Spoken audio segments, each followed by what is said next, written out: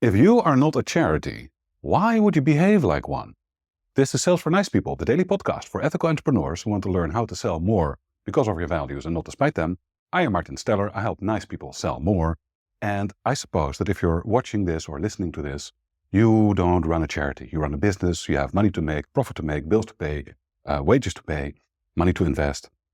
And that means that you cannot afford to operate like a charity.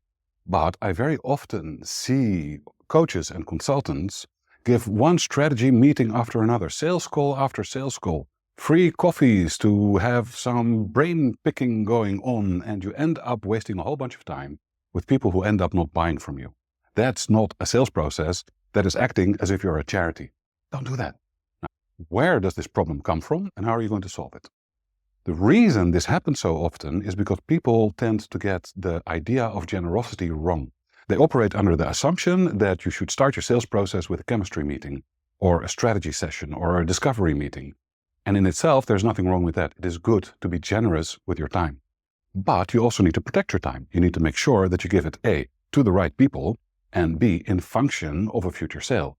Because if you don't have brackets and demarcation around how much charity you're going to give people and to who you're going to give it, you end up wasting a whole bunch of time and you get nothing in return for it. So instead of being overly generous and operating like a charity, you want to use strategic generosity.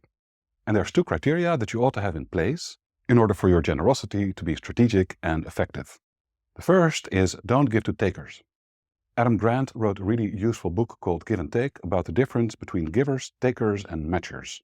Don't give to people who take because they don't give anything back. They tend to not buy from you. They don't pay it forward. And everything that you give to them out of generosity and trying to help is going to go into a black hole and never come back. You cannot always predict whether somebody is going to be a giver or taker or a matcher.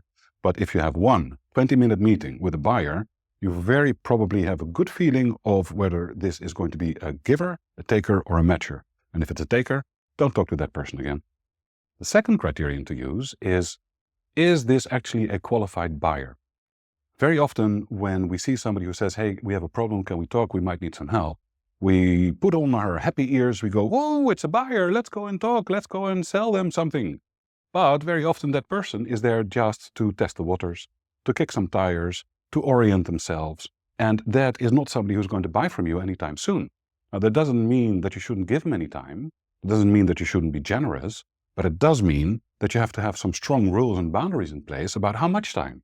So one of the first things that I like to ask people when I get into a first meeting with them is, all right, so this problem that you're describing, I think I might be able to help you, but before we dive into anything, is this a now problem or is this a someday problem? And if they tell me that, well, we're thinking about solving this maybe in the next half year, then I say, okay, then let me ask you a few more questions. Let me help and get you some clarity, and then we can talk again in a few months.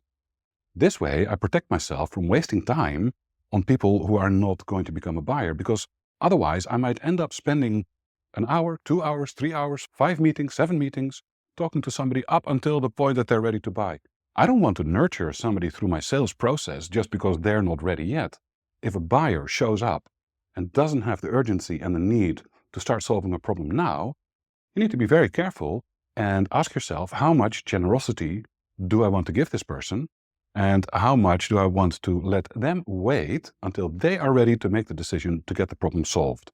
This is how you turn operating like a charity into strategic generosity. It'll do wonders for your pipeline. So don't give to takers and get a read as early as you can on whether your buyer has a now problem or a someday problem.